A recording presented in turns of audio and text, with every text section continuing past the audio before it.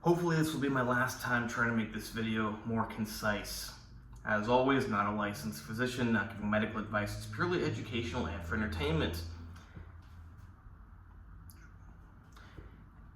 There's a lot of people making a lot of money currently off selling you the idea of metabolic health. It's usually linked with keto or carnivore. Now, metabolic health, that's a real thing. But like a lot of real things, it can also be distorted and used as a money-making scheme. The reality is that if you exercise and you eat a reasonably healthy diet and you're born genetically healthy, you will have good metabolic health. Very rarely is a person highly active eating a good diet that is sufficient in all the required vitamins, minerals, macronutrients, and they're metabolically unhealthy. It's just not how it works. These YouTubers that make all this money spouting this stuff tell people what they want to hear. They tell them that, well, you're fat because you're metabolically unhealthy, when it's actually typically going to be the other way around. It's like, you are metabolically unhealthy because you're fat. That's not to say that you cannot be metabolically unhealthy and thin. You can. But generally, metabolically unhealthy people are that way because they are lazy and fat. Oh, well, you're just saying they're lazy. You don't understand. This study showed that when they eat this one chemical in their food, that it increases their gut bacteria by 20%, and this bacteria species has been shown to make it, 42% harder to lose weight. Okay, and that's a bunch of nonsense. Well, you're arguing with the science? You're saying that the science proved that bacteria... Yeah, I'm saying that's a bunch of nonsense, because sure, that chemical in isolation, in that experiment, increases that bacteria. Sure, that bacteria in isolation in that experiment does that. These things can all be true, but when you put them all together artificially, it doesn't work like that. Real life in the human body is much more complicated than taking one thing that goes from here to here and connecting it with the next thing and the next thing. You have to actually do them all together and see what it actually does. Doesn't work like, 1 plus, it doesn't do that. That's something any human science person should know. The reality is that the best way to be metabolically healthy, to be in good shape, to look good, to feel good, everything, is to be highly active, have a good amount of muscle mass, and eat a normal diet. By normal, I mean high protein, non-processed foods. Now, it depends on your definition of processed. Technically, a pizza is processed. A burrito is processed. Anytime you take a food from its natural form and you alter it, you're processing it. So I should say you should avoid highly processed foods. But then it's like, is there actually anything wrong with highly processed foods? And what constitutes highly processed? Nobody knows. The issue is not that you cannot eat processed foods or highly processed foods. The issue is that typically, if you rely on eating a lot of the highly processed foods, you will be nutrient deficient, and you'll also have your insulin and glucose levels going all over the place. Because, for example, if you're eating Twinkies and Twizzlers and potato chips, you're not getting a lot of nutrients, and you're not getting a lot of stability. Whereas if you eat steak plus some broccoli plus buckwheat, you're getting all those nutrients of the steak. You're getting all the vitamins, all the minerals, the protein, the fat. And then you're getting the roughage, the fiber from the vegetables. I'm not saying you need to have a lot of vegetables. I really don't eat much vegetables myself. I don't eat a lot of carbs. I don't eat a lot of vegetables. But I'm not keto. I'm not carnivore. But the point is, you get that, plus you get the buckwheat in there, you get the carbohydrates, and they're all mixed together, slowly releasing, and you got all the nutrients you need. You're going to have pretty stable blood sugar, and you're going to have all of the micro and macronutrients that you need. It's a pretty simple equation. If your body needs A, B, and C, give it A, B, and C. If your foods do not contain A, B, and C, then you need to change your foods. It's not that you have to eat keto or you have to eat carnivore. It's that you must first and foremost meet your nutritional requirements. And the main nutritional requirement I do not see people meeting is their protein requirement. It's connected to like vitamins also, because if you eat good proteins like red meat, you're getting a lot more vitamins. But let's forget about that. People tend to overestimate how many carbs they need. So while I'm against this whole keto fad, I'm against the whole carnivore fad. If it works for you, great. I'm just against, making it into a money-making scheme and convincing everyone that it's the only way to go. But yeah, most people are eating too many carbs. They don't actually pay attention to their body. They don't know what it feels like when their body's hungry for protein, what it feels like when their body's hungry for carbs, what it feels like when their body's hungry for fat. This is the only one thing that I would say people actually are societally conditioned to think wrongly about. For some reason, maybe it's that food pyramid, I don't know. People have this notion that your diet should be primarily carbs, that protein is some sort of addition to it.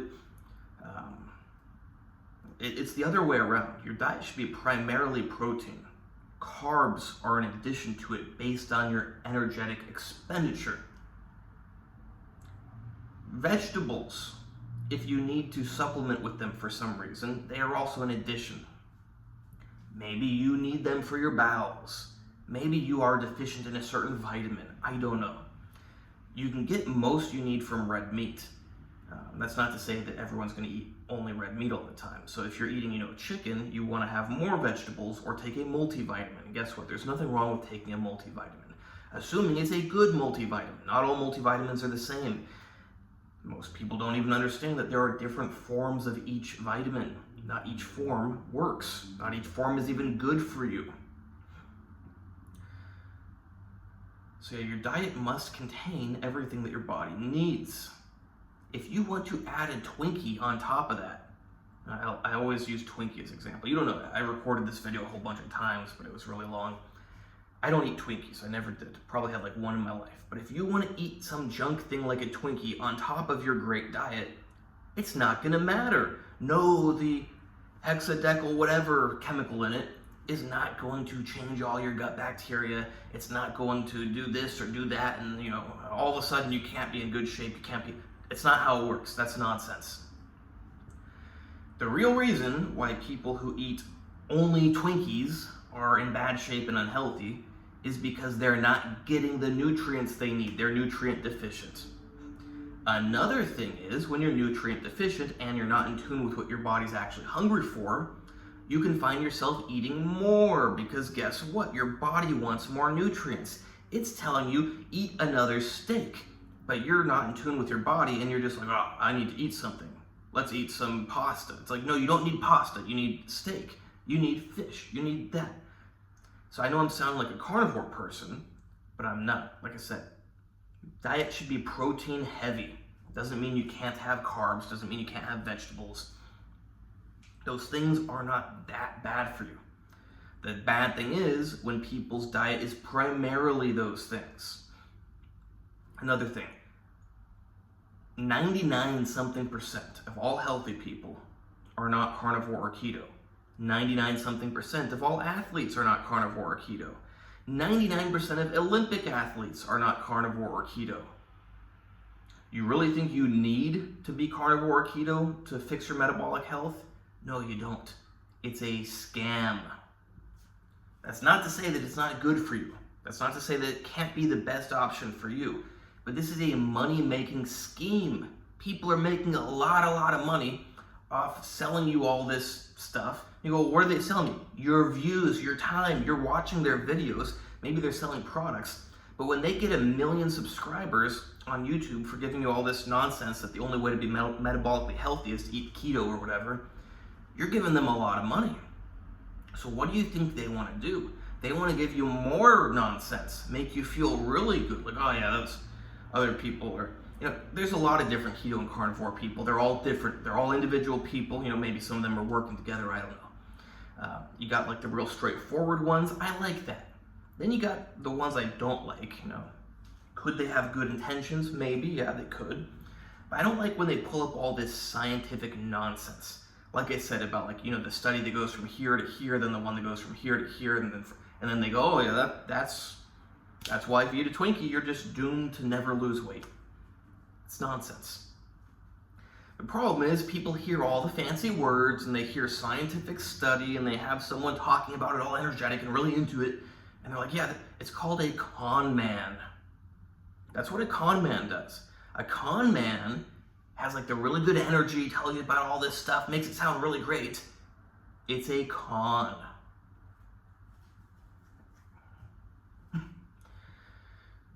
How people don't realize that.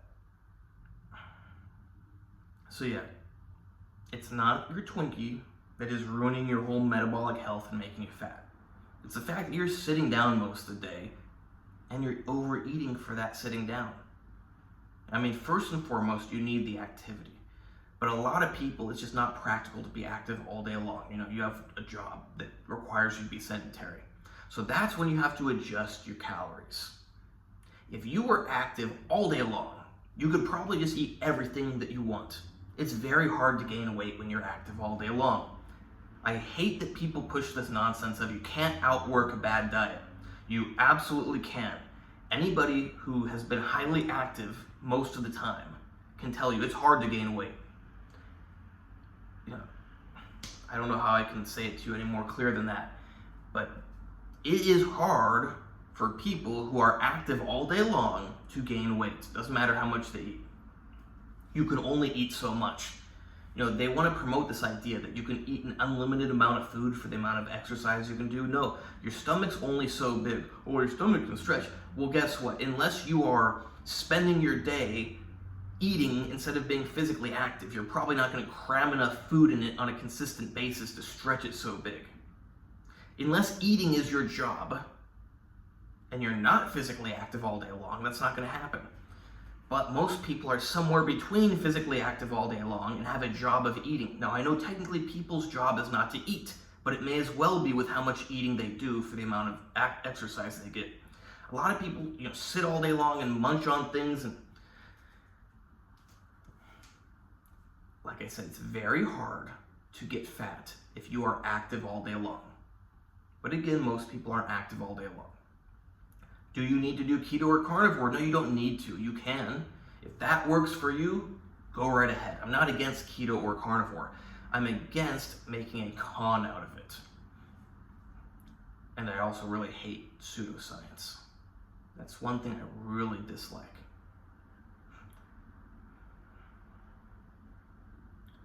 So what's the takeaway? It's what we've always known. It's common sense. Exercise and diet. Oh, but you'll get people in the comments who go, I tried exercise and diet for 20 years and I couldn't lose weight. It was only when I switched to keto or carnivore that I was able to drop my 40 pounds. Great for you. Really, great for you. But let's be honest. How much exercising were you really doing every day? Oh, you were walking 30 minutes a day? Okay. How much of that day were you sitting down or laying down? Oh, for the other 23 and a half hours? Exercise just doesn't work for you. Oh, you were dieting? Were you really dieting? Oh, you were, you tried to cut your calories. Oh, did you actually cut the calories? Oh, you don't know. If you really did cut them, how much did you cut them by? The reality is these, I get the feeling that a lot of them are middle-aged women or old women. Most people, when they claim that they dieted and exercised and couldn't lose weight, they didn't actually diet and exercise. That's reality. Because if they did, they would have lost weight. Oh, but the rat study shows that, two rats, they exercise the same amount, and one of them can lose more weight than the other one, and become blah, blah, blah, blah, blah, blah, blah, blah, blah, blah, blah, blah, blah, blah, blah.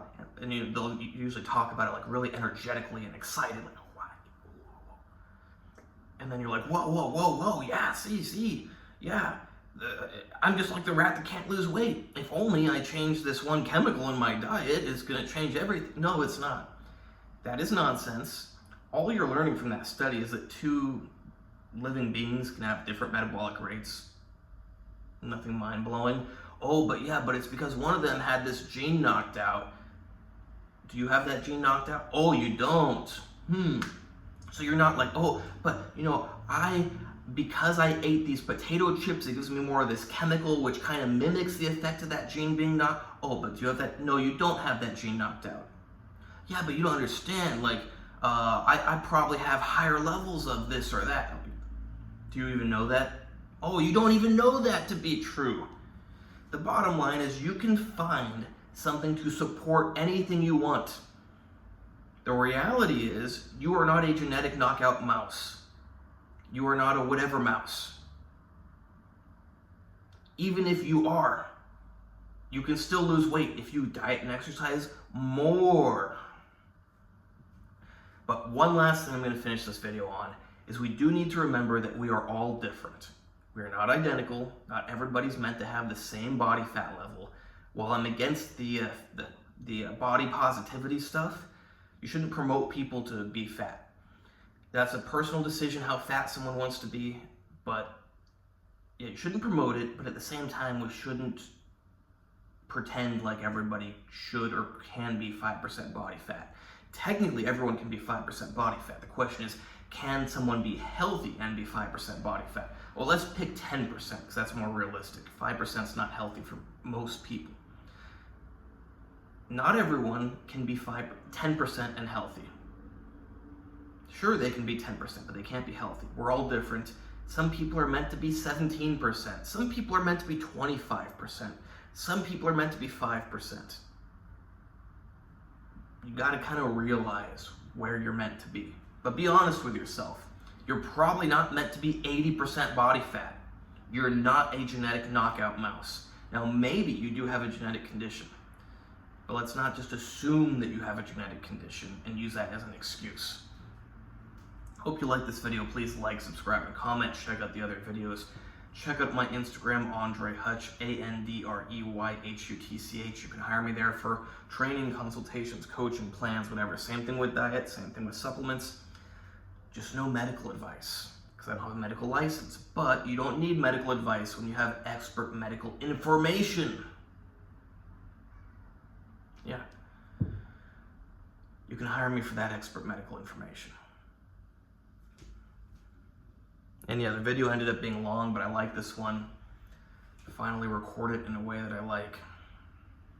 So don't forget to diet and exercise.